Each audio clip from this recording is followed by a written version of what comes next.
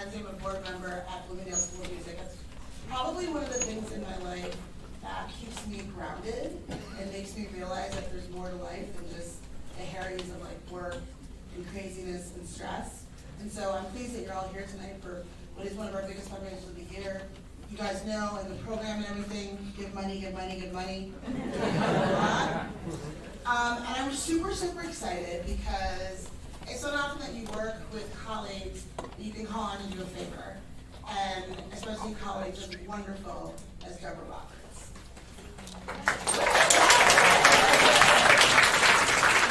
Deborah Roberts is our senior national correspondent and the co-anchor of 2020, maybe a show you've heard about. She's won Peabodys, she's won Emmys.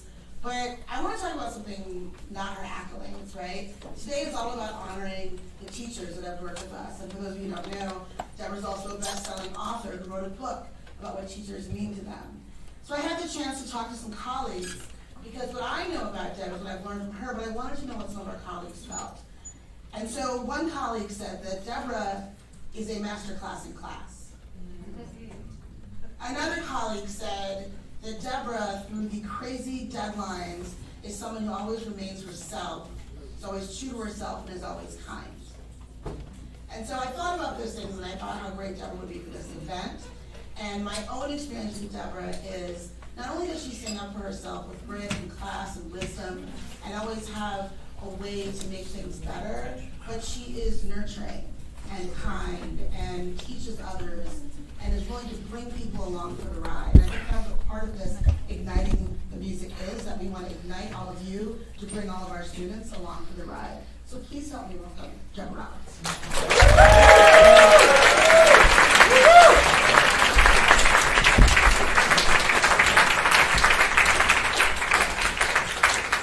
Thank you, Kat. I want to know who those colleagues are. I owe them flowers.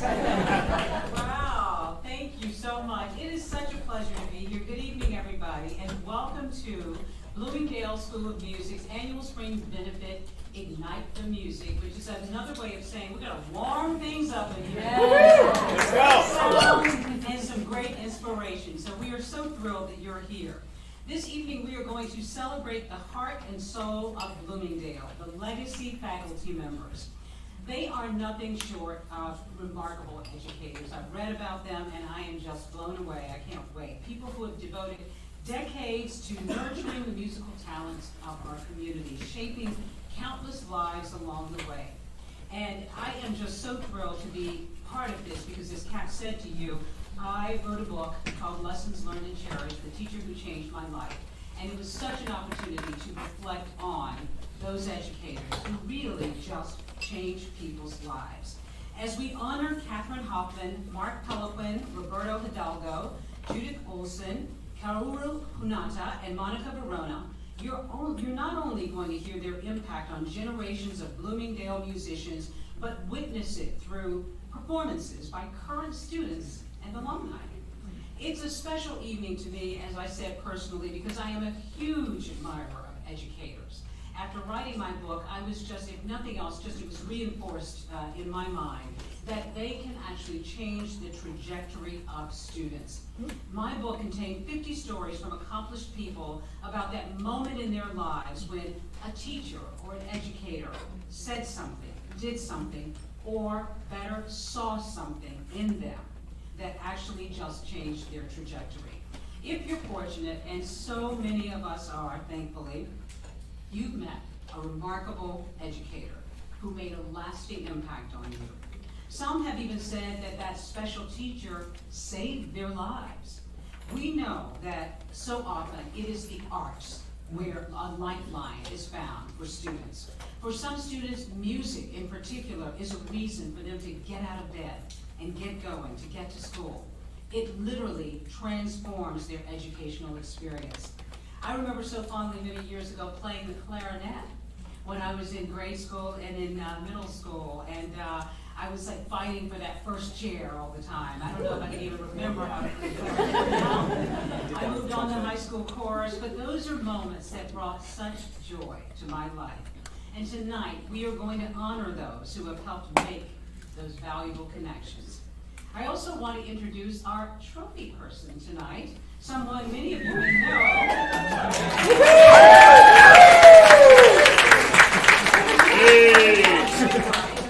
is the executive director of the Bloomingdale School of Music, so please welcome Erica Adkins. Excited to have you here with us tonight, and thank you everybody for joining us. I'll be back up later, but as Deb just said, tonight my main role is to be the trophy girl.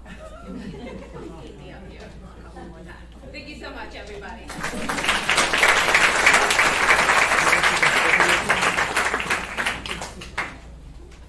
That was a quick presentation. I'm sorry. I didn't realize I was going to have to get up. That's why I wore low heel shoes tonight, because there's going to be a lot of that.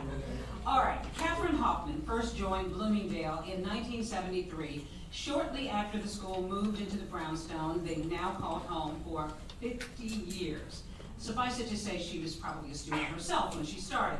Catherine has taught the flute, recorder, sight singing, and voice at the school. Her career as a professional singer spans both the United States and Europe. She loves teaching and finds great satisfaction in working with students of varied abilities to achieve what she calls the highest level of competence, both technically and musically, that is possible for each individual. So would you please join me in welcoming Catherine Hoffman to the stage, who is going to be followed by one of her longtime students, Sarah Yu.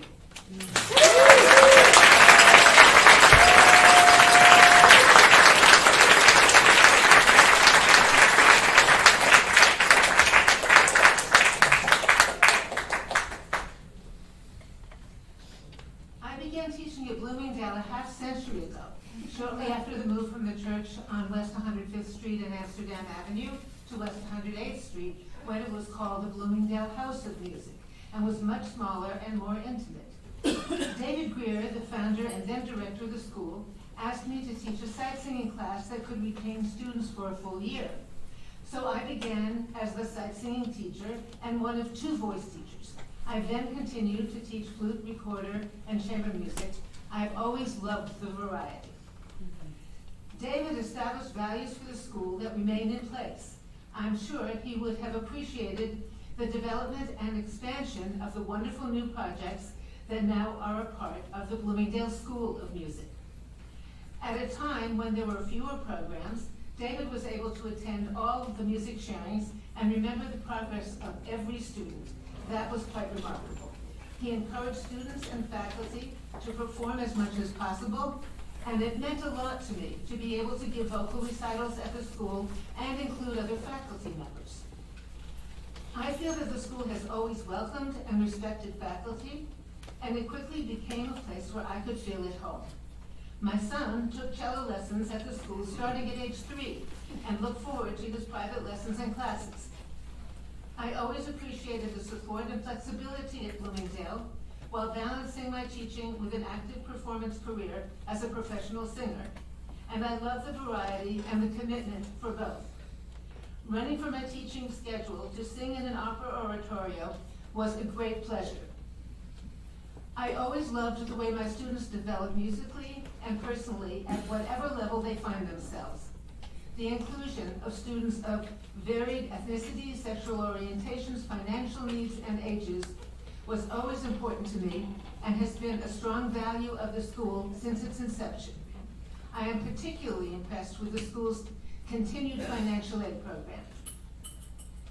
Whether celebrating when my voice or flute students were accepted at LaGuardia High School of Music and Art and college programs, or encouraging progress on any level, I have always valued what I could give to my students and what I could learn from them, or just enjoying their enthusiasm and appreciation.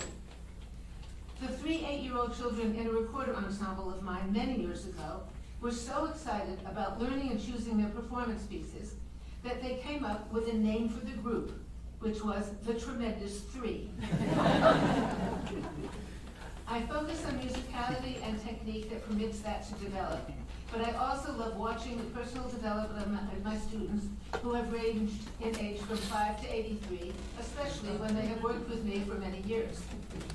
I have taught very mature 5-year-olds and very immature teenagers, as well as, of course, the reverse. I have enjoyed many humorous moments over the years, but of the ones that really stood out were persuading a 6-year-old in my recorder class that he didn't need to snore every time I spoke of arrest in the music.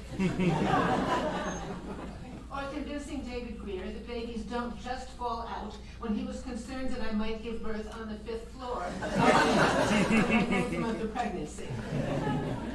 He said I wouldn't know what to do. Overall, I see Bloomingdale as an inclusive and encouraging home for developing music students and teachers, and a place where learning and performing come together in a welcoming environment. And I am honored to have been a part of it for such a long time, and to continue to participate and watch it grow. Thank you.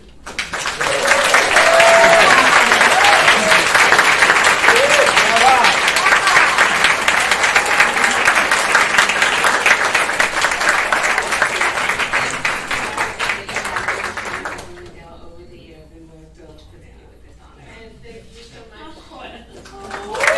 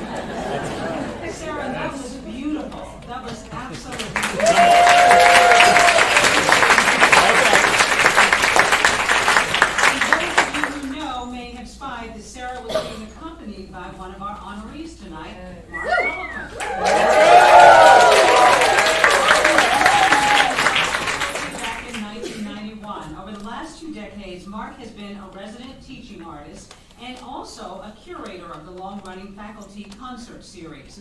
He also teaches music appreciation in the music appreciation series, I should say. Mark is an accomplished piano player, of course, as we noticed tonight, having played in a number of venues, including the Museum of Modern Art, the Guggenheim, Town Hall, Miller Theater at Columbia University, and so many more. Mark says that his role as a teacher is to find the path that will allow each student to develop and nurture both a mastery and an appreciation of music in all its dimensions. He goes on to say, my goal is for my students to join me as musical ambassadors to our community. So please welcome back again to the stage Mark Pelpin, who's going to be followed by his student, Will Iskovich.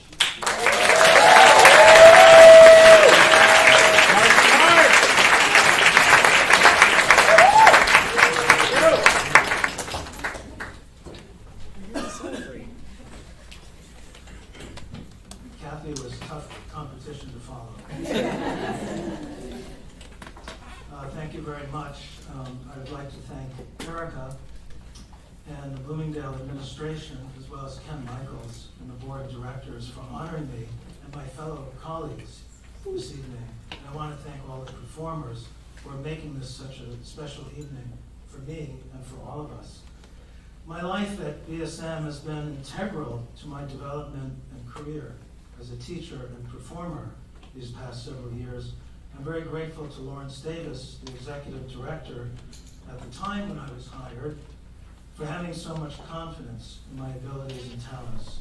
From that first interview until this very day, BSM Bloomingdale has been for me a place where music truly thrives, both in the teaching studios and on the concert stage. Students and faculty are actively pursuing this incredible art of music and learning from each other on a daily basis. I lead what I would call a dual life. Part of my day is rather hermetic, practicing alone at home, working always on my technique and studying my performance repertoire. And the other part of my day is sharing my experience as I assist and guide my students on their own journey of musical discovery and development. I'm really fortunate to be surrounded by and inspired by an amazing group of faculty musicians who are pursuing their own musical careers and who dedicate themselves to an incredibly high standard of teaching. Together, we move toward a more complete appreciation and articulation of music. There's nothing better than learning from each other. Due to my longevity, I have something of a panoramic view of the school. One memory I'd like to share took place after the attacks of 9/11. Lawrence Davis put out a statement later that week stating that Bloomingdale was a safe place, a safe haven for musical study and community support. I never forgot that message. Thinking beyond that scary time and situation, I truly believe Bloomingdale is a safe place for students to explore, to challenge themselves, to question the world, and to feel sincere acceptance. No matter their financial state, their ethnicity, their religion, sexual orientation, and identity, the school welcomes its students and honors them. That is extremely special. For all of you who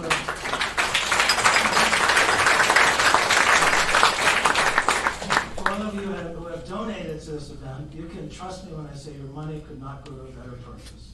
You're allowing students who might not have the opportunity to be in such a special environment to come and study and learn and celebrate this most amazing art of music. And I get to see that every day I teach. It's real, it's thriving, and it makes a big difference. Thank you, and before closing, I want to give a special thanks to Erica Adkins, who, like her predecessor, Lawrence, and Erica won, Veruska has continued. Sorry. I want to thank you for your constant support and encouragement. It means a lot to all of us. We're in the best of hands, and I trust as we go forward that the mission of the school will keep growing and make a difference in the lives of so many in our community. Thank you very much.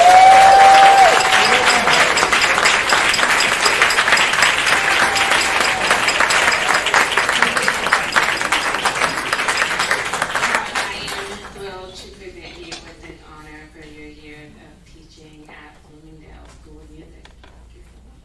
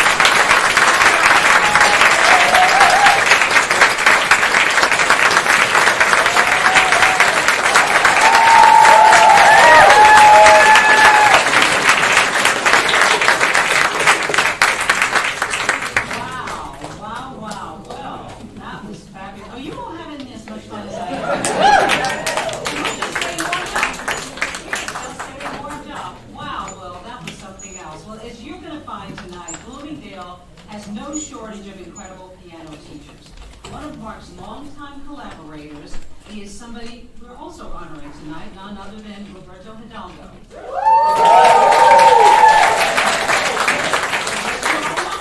A longtime member of the Bloomingdale piano faculty who has filled many roles at Bloomingdale since becoming a teacher there back in 1992, Roberto teaches students ages 6 and up.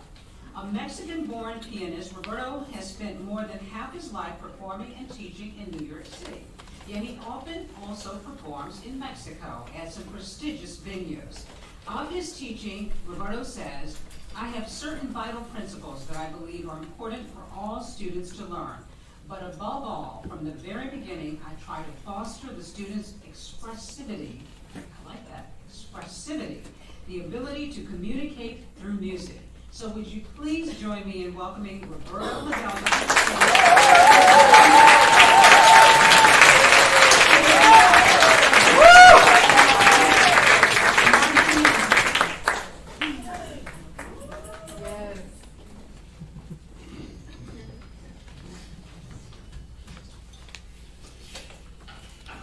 Dear colleagues, board members, parents, students,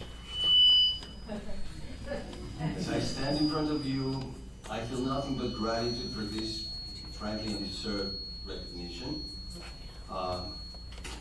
Being that today is April Fool's Day, part of me is anticipating any minute now that the rug, as it were, will be pulled from under my feet. And a big scream from all of you, April's Fools.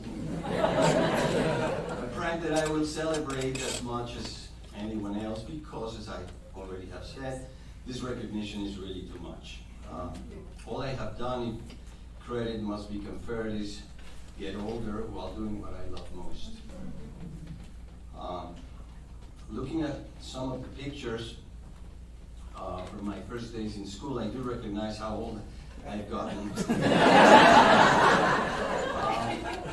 But strangely enough, I don't quite feel it. The challenges of teaching music, sharing opinions about pieces, composers, styles, or explaining how a finger presses a key to create the right sound is something that keeps me as engaged as it did the first lesson I ever gave. If anything, I think I've gotten better at conveying my ideas because understanding where each particular student comes from is absolutely necessary to get palpable results. BSM is an open space for anyone interested in music. This means that the range in terms of level, age, proficiency, social background, and everything in between is rather wide, crazy wide. As such, I've learned to adapt in order to foresee credible paths toward goals, whatever these may be. It's easier said than done, and it's taken me many years to learn. Then, in recognition, this recognition really should be granted to Bloomingdale School of Music for offering me the field to grow and develop professionally. Whether in the studio or in the concert hall, where I've had the privilege of collaborating with many members of our amazing faculty. It really is a cool place that draws the best out of every member of the community. In more than 30 years I've been involved with the school, I've literally never encountered a diva moment or a big drama scene. It's a low-pressure place where excellence is quietly pursued.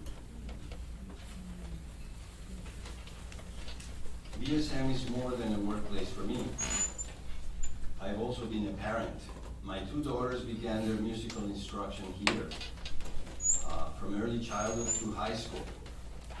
Luisa went on to receive her bachelor from Eastman School of Music in voice, and by the way, she will join me in my next recital on April 19th.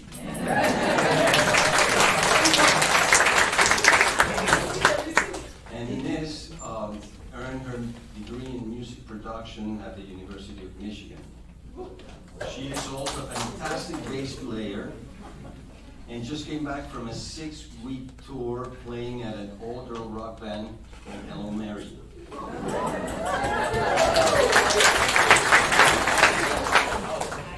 I've never had a 6-week tour.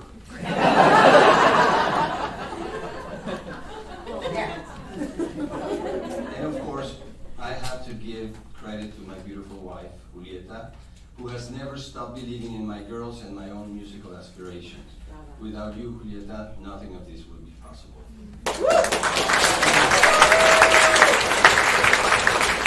Lastly, I would like to thank Erica Atkins, Erica Floresca, and Lawrence Davis for trusting that when a student comes into my studio, real work takes place. And just to finish, I'd like to share a funny story. Back in '92, Lawrence Davis hired me. And that year, when the holiday season approached, I decided to include him in my list of Christmas cards. Who in his right mind sends a Christmas card to his boss? Well, I did. But that's not all. I committed a horrible mistake. Instead of addressing him as Lawrence Davis, I wrote David Lawrence. Can you put yourself in my shoes when I learned of my mistake? To this day, I feel the ripples of that sensation. Every time I think of him, I stutter. He was a great guy. Puzzled at first, he brushed it aside, and surely he saw my embarrassment. So, here's to you, Lawrence, because without your sense of humor, I would be celebrating my 32 years of being fired.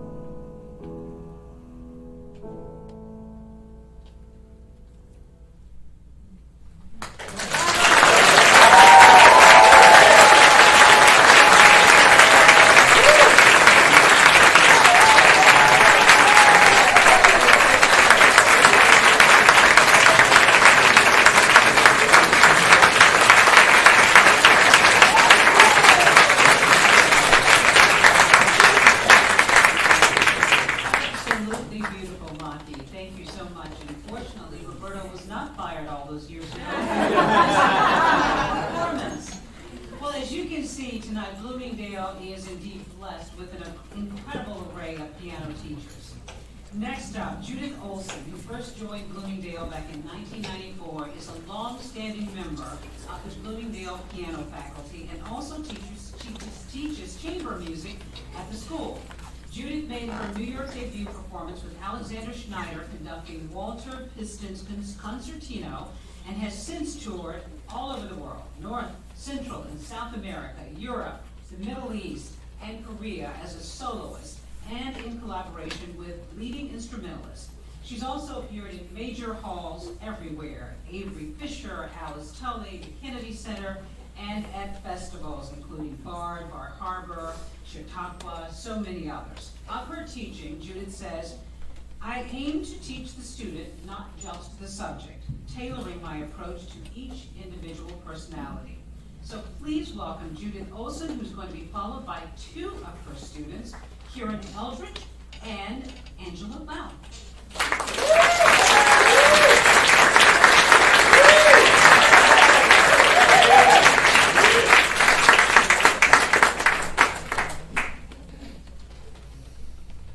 Good evening. I hope you'll excuse my voice. I'm having a bit of an allergy attack.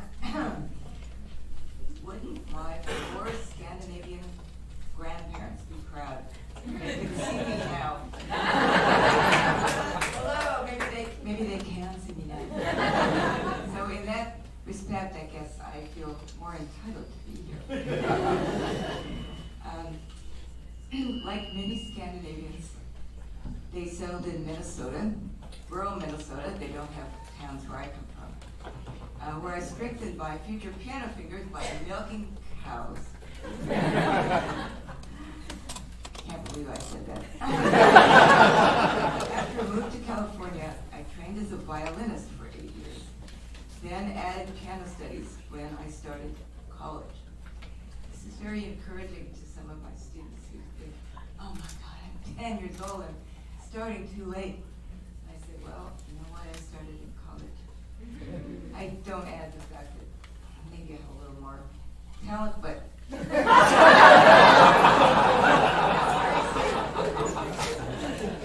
are some very, very good musicians who started at late age. So anybody who's got the ability and wants to learn can do it. At the age of 18, I hopped on a plane and without any encouragement from my parents, headed for New York and a Juilliard audition. Lost somewhere on the Upper West Side, I asked for directions to 122nd Street, which is where Juilliard was at that time. And a very kind person said, just go up to the next corner, take a train, 25th Street. So I went up to the next corner, and I stood on that corner for a very long time, looking for the train. And finally I saw people on the ground and I said, oh, it couldn't be. Well, finally I figured out the train was underneath the sidewalk. And I'm sure glad I found the train. If I hadn't, I would not have had a chance to meet all the wonderful people I've known in 30 years at Bloomingdale. And I probably would not have discovered my passion for teaching. Just karma. I missed out on the opportunity of being a young piano student since I was studying the violin. I knew all the etudes for different bowings and everything, nothing about the piano study. And I missed out on being a young piano teacher since I was already of, shall we say, a certain age when I came to Bloomingdale. So I was kind of a late bloomer all around. As a result, I had no preconceived ideas about standard teaching materials for piano. And therefore, I really appreciate the freedom that I've had to explore repertoire and assign music that especially for students by distinguished composers from all over the world. I mean, it's a gold mine for piano. The other instruments don't have that. Along the way, I've discovered composers that I hadn't even heard of before, and it's pretty embarrassing when a student asks me. I never get tired of the search for the next great piece for a 6-year-old. And somehow my opinion of that 6-year-old changes. piece that I assign. If I give them just a great piece that I'm excited about, in my mind, they become a young musician. That's a big deal. They're not just some 6-year-old kid, they're a musician now. I enjoy the challenge of custom-made lessons for each student, and I've learned to live with the endless photocopying, taping, editing. I hate it, but I've learned to live with it. 4 times a week, I walk 14 blocks uptown on Riverside Drive to the now elegant brownstone that's become my second home for 30 years. During that walk, I think about the day's students, of course, but also about my former students, many of whom have gone on to careers in music. Some of them would not even have a chance to study without the generosity of donors like you. I also reminisce about the current and former administrators and colleagues who have made Bloomingdale a unique place. It's a very small school with a huge footprint. I also think about the many departments, classes, activities, concerts, and opportunities, and the bulletin boards that are so full that they look like patchwork quilts. By that time, I've arrived at 100 Street. I'll end my talk by thanking our executive director, Erica Atkins, our board of directors, our amazing staff, and my colleagues, some of whom have become personal friends, for making Bloomingdale a place that I never want to leave, and where students can thrive. But I do have to end. I have lessons to prepare.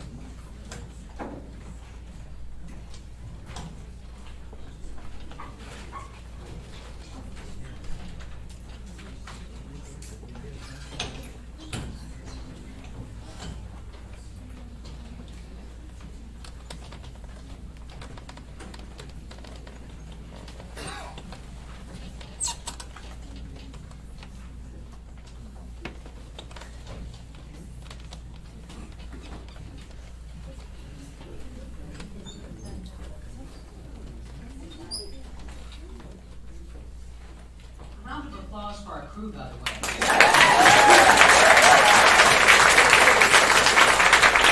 And Angela and Kieran, wow. Wow, wow, wow.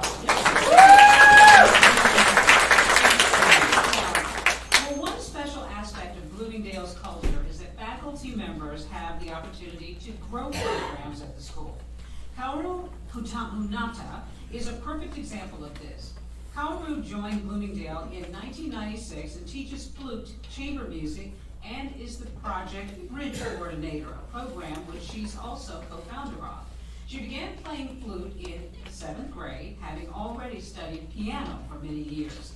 A frequent performer, Kaoru, I'm gonna get this right, Kaoru, can often be heard in concert in Bloomingdale with the Circadia Ensemble and in solo recitals. Of her students, she says, I feel aware that it is a special time of their life when they are in the process of becoming themselves. I enjoy learning about them and watching them change over time. So please welcome Kaoru Intana to the stage, who will be followed by former student and Bloomingdale alum, Honoko Saiki.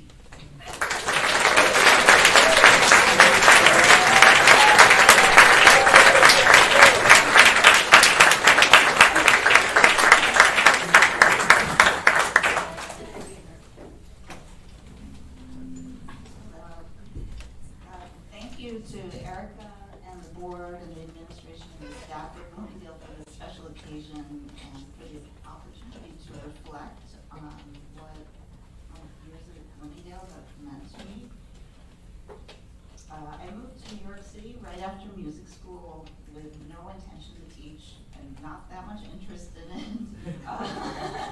But a friend of mine who I had gone to school with had won this teaching position at Bloomingdale and then immediately had to give it up because his wife got a nice job out of state. And so he called me up and said, do you want to go interview for this? And I did. And I went and played for Lawrence Davis and met with him and taught a little lesson, and they gave me the job. And that very first year, so that became my first teaching job in New York. And that very first year, I was given 3 students in the MAP program, the Music Access Project, the pre-college program that we have here at Bloomingdale.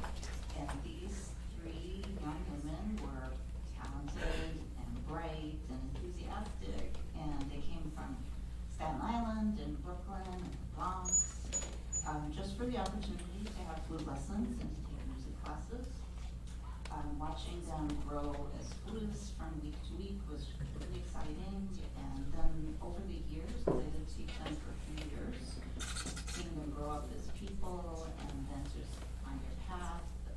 They all ended up going to music school in college and to teach in college, and they ended up being musicians and educators themselves. And then meanwhile, I was completely hooked on teaching, thanks to them and some of the other students that I had. I had the great fortune of teaching many beautiful people from all over New York City, of many ages, and I really enjoyed adult students. They always tend to be the most engaged people. You never find people who want to come back to music and learn an instrument who are just sitting on the couch watching TV all the time. They're always really interesting people, and so my students of all ages have been really wonderful and enriching to know. And I think that's why I'm still here after all this time. Bloomingdale has always been a community music school where its community is the entire city of New York. For a school its size, and invests a large amount of its resources to financial aid programs and scholarship programs in order to welcome anyone who loves music and who wants to learn music, and anyone to experience the pleasure and the fulfillment that comes from making music, and making it possible for students to do so no matter what their needs are. I think that's a very special thing. The MAP program itself has helped many young musicians successfully audition for college music programs. Almost 20 years ago now, we started a second full scholarship program called Project Bridge because there was a gap. We would see really lovely kids come in to audition for math, and they couldn't play at the level that was necessary for them to participate in all the ensembles for math, and like, how were they supposed to get to that level if they didn't have lessons? And so, we made Project Bridge, or, I think I pitched the idea to Lawrence, Davis, and he was always really open and, such a generous soul. And so he let us take that ball and run with it, and so that program has been going on for 20 years now. So sometimes those Project Bridge kids move on to math, sometimes they stay in that program until they graduate. A lot of them have gone on to college music programs themselves. I just heard that one saxophone kid, who I remember is this little skateboarder, is a college music professor with a doctorate in saxophone now. And with others, we have several math and Project Bridge graduates who teach music in the public schools in New York City. They're giving back. And this is amazing too. We have several math alumni who are on the staff at Bloomingdale now. A couple of them are my bosses now. But it's really amazing to see that come full circle. And it may be more important even than the accomplishments that they make, maybe is when a student develops poise from overcoming their nerves to play in front of an audience, or they grow in confidence from seeing their own potential turn into skill because of work that they did. Or a shy student is able to express themselves through their music. So the work that we do here is important and valuable in so many ways, I think, and we get to play music the whole time. So thank you to everybody for supporting Bloomingdale and making this work possible.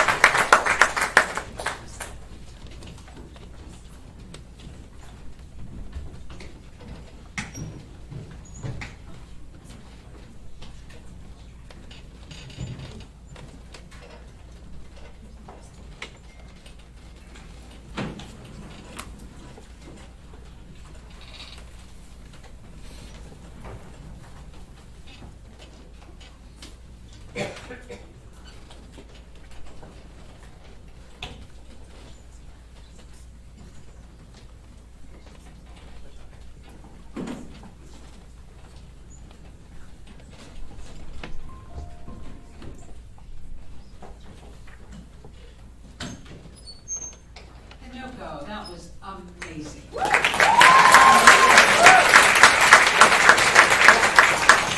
you weren't convinced of the great work being done here, I think you know, as Catherine McKenzie said, give, give, give, give, give. I think we all know now Yes. why we should do that.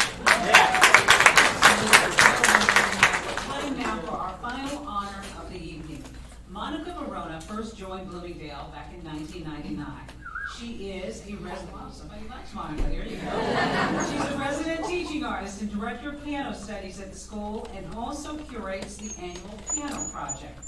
As a pianist, Monica has appeared as soloist and chamber music artist at the Salzburg International Music Festival, the Ravinia Festival, the Metropolitan Museum of Art, and Steinway Hall, just to name a few. Monica feels that she has said that Bloomingdale is a comfortable place to teach. I think the students feel at ease and there is a general pleasantness about the atmosphere. My students always seem to feel free to be themselves. Would you please welcome to the stage, Monica Verona.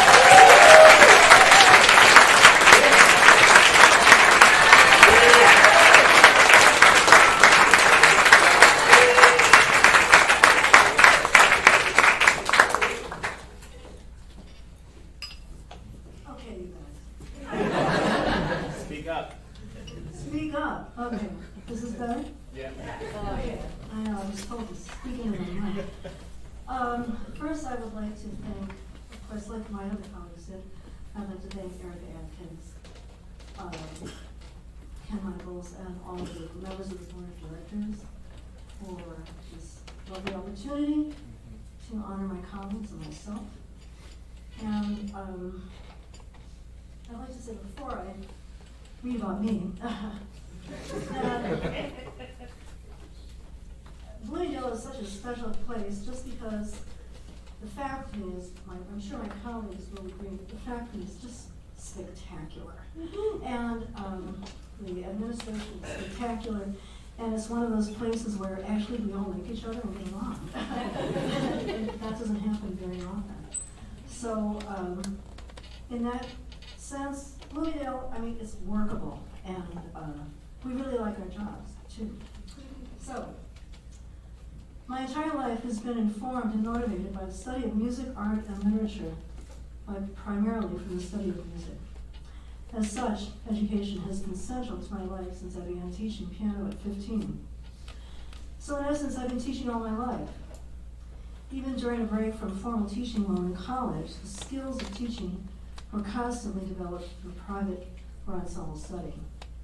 It's a natural consequence of education because the solitary study of music makes you the teacher as well as the student. Through my experience, from Northern Illinois University to Brooklyn College to the Bloomingdale School of Music, I found the partnership between myself and my students in the study of any piece of music to be the most gratifying. Not only is the music new to the student, but the exploration of the composition opens up new ideas to me as well.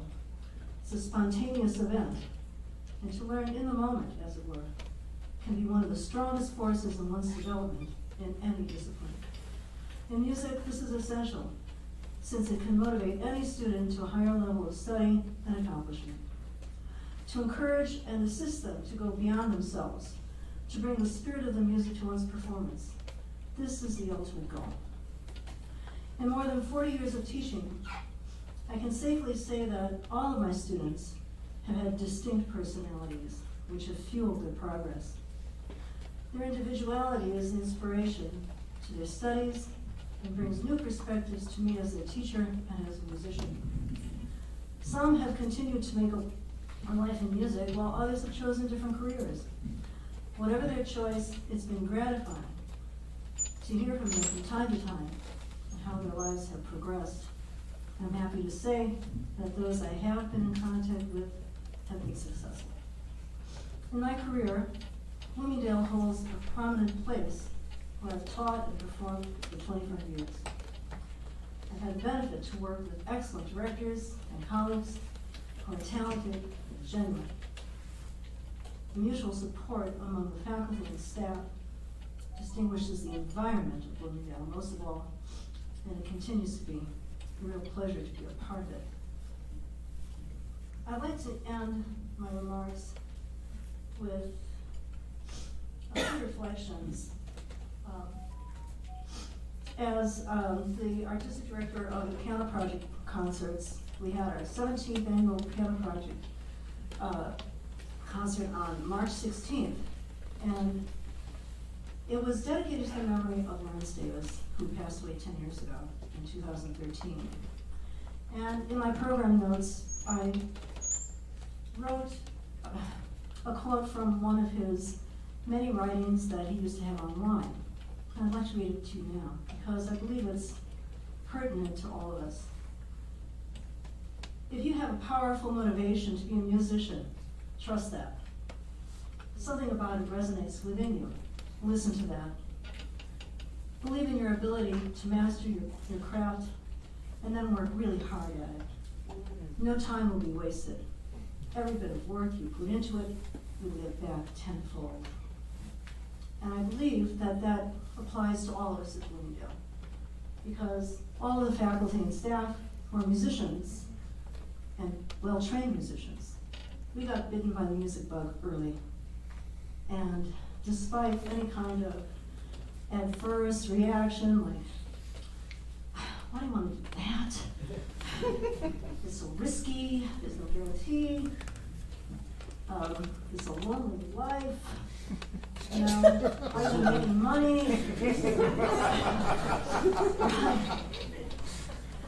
Well, we did it anyway. You know, Tell us how it is.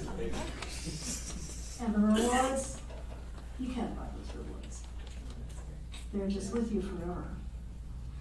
And to underscore that, I'd like to mention someone very special today. In my capacity as a musician, I'm also president of the New York City Alumni Chapter of Mu Phi Epsilon. And we give a scholarship to Bloomingdale every year.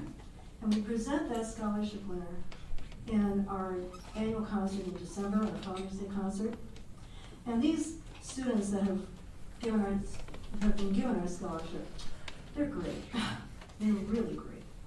And Hanukkah was one of our scholarship winners a year ago. This year, a very talented tuba player won our scholarship. His name is Jared Hung. Woo!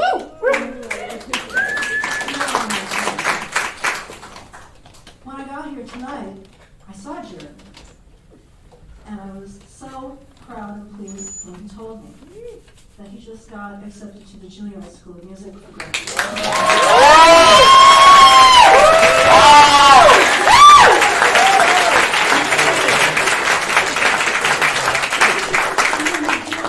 When I heard him play, I thought, this guy's gonna go. This guy has it. He's got talent. To make a tuba player that played as musically as he did. I mean, all of my members and I were like, where'd this guy come from? Jared, I hope you're in there.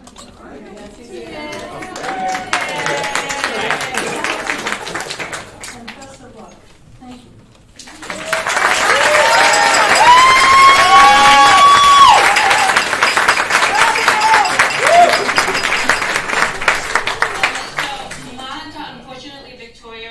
She's sick today, so she's not going to be able to perform. But I wanted to read something that one of Monica's current students shared about her before I give you this honor. So this is from current student Karen here, who's here tonight, right? I think I saw her, yeah. And I have been studying piano with Dr. Verona for several years, and she has always been a supportive and nurturing teacher. She always takes the time to explain and encourage the art of making music, not only to learn and play, but to understand the composer and their place in music history. She allows you to have your own interpretation and develop your sound on the piano. A wonderful experience for any student is to have her as a teacher. Congratulations.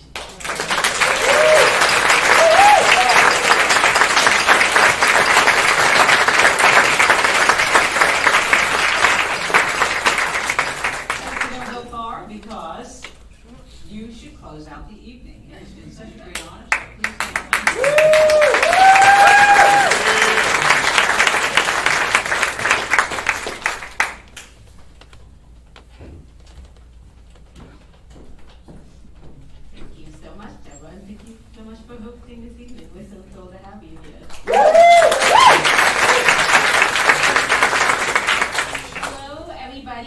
here in the theater with us tonight and joining us online. Hi to my parents in the DC area. If one of them hasn't already announced their presence in the chat, probably my mom, all cap. I'm Erica's mom. Thanks, Gina. As we draw this memorable evening to a close, I am deeply honored, as I am every year, to stand before you, grateful for the opportunity to lead this incredible school, the Bloomingdale School of Music.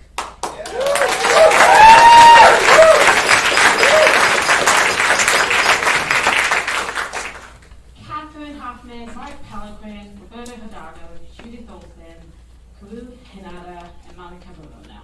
Collectively, these remarkable educators have nurtured multiple generations of musical discovery, aspiration, and talent that have left an undeniable mark on the lives of countless students. There are some you've seen on stage tonight, and there are so many more who you haven't seen yet. Several of them have mentioned tonight, several of the faculty members, have mentioned how Bloomingdale has always been a warm, inviting, and empowering presence in the life of our students. And that is just as much, if not nearly completely, because of each of them and their fellow faculty members, as much as it is because of David Greer, Florence Davis, Erica Valeska, and myself. My predecessors and I, along with our dedicated staff members, some of whom have been here, yeah.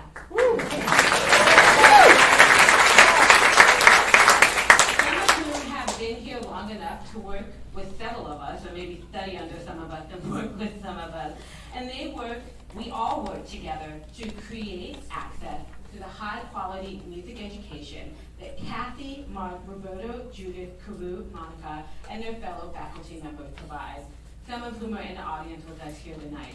We partner with them to ensure our programs are diverse and inclusive, allowing our students to meet their own excellence.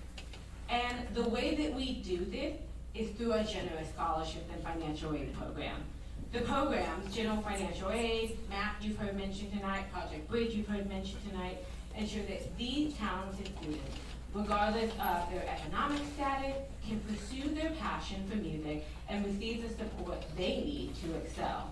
And most importantly, despite the challenges of the last 4 years that we've all experienced, we've continued to expand access to high-quality music education, increasing our financial aid and scholarship by over $20,000 in the past year alone.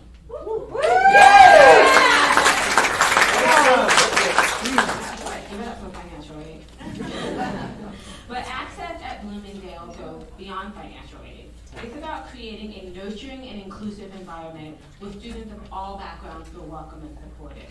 Our faculty members, with their dedication and passion for teaching, they play a crucial role in fostering this environment. They strive to meet the needs of each student, tailoring their approach to ensure that every individual has the opportunity to thrive and grow. Additionally, Bloomingdale offers a wide range of programs and resources designed to meet the diverse needs of our students. From individual lessons to ensemble performances, from beginner classes to advanced workshops, we provide these opportunities for students to explore and develop their musical talent. Through these programs, we break down barriers and open doors to a world of possibilities for aspiring musicians or just kind, connected, and empathetic human beings who will go out into the world and impact the lives of others in so many different ways. So, this is where all of you come in. I am so serious when I say we can't do this work without you. That's Your right. support.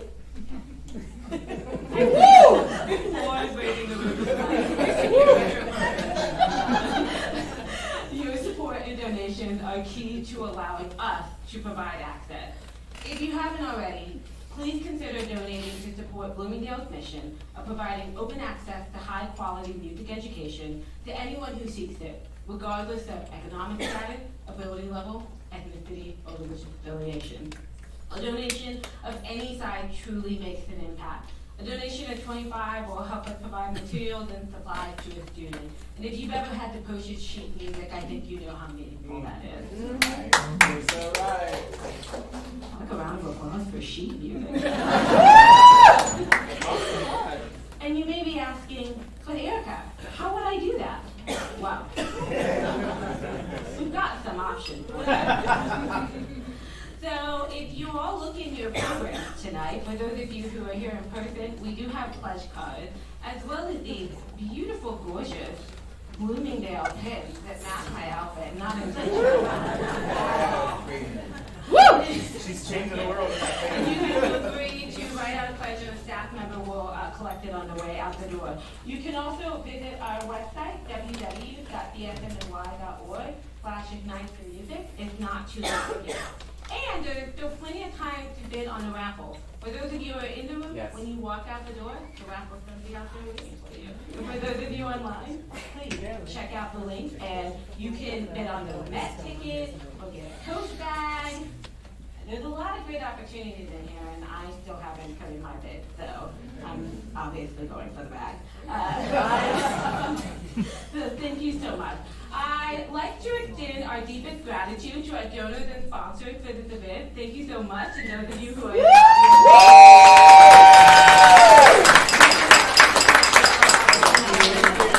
its vital work in providing access to music education for all and creating a diverse and inclusive community.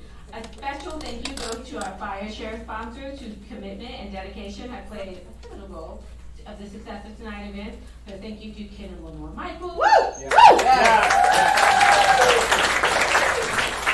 Barbara Michaels. And Aaron Penelope Goldberg. Thank you to our board of directors for your support around tonight and your partnership and leadership every day. Yes.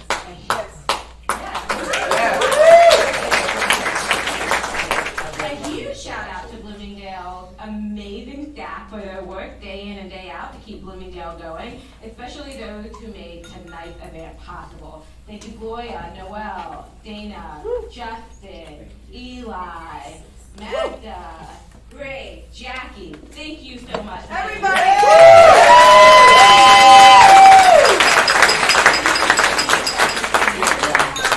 So closely with our team to make this wonderful night possible. Of course, Kathy, Mark, Roberto, Judith, Kuru, Monica, and every member of our talented, dedicated, and esteemed faculty. Thank you. I can't say enough about how you and your students continue to inspire me daily, so thank you. And I'm so proud to work alongside you. You are such a key part of Bloomingdale. Thank you.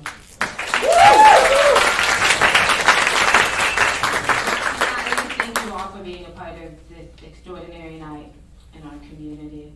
And with that said, I'm going to invite Deborah back to the stage so we can close out tonight with a little Broadway.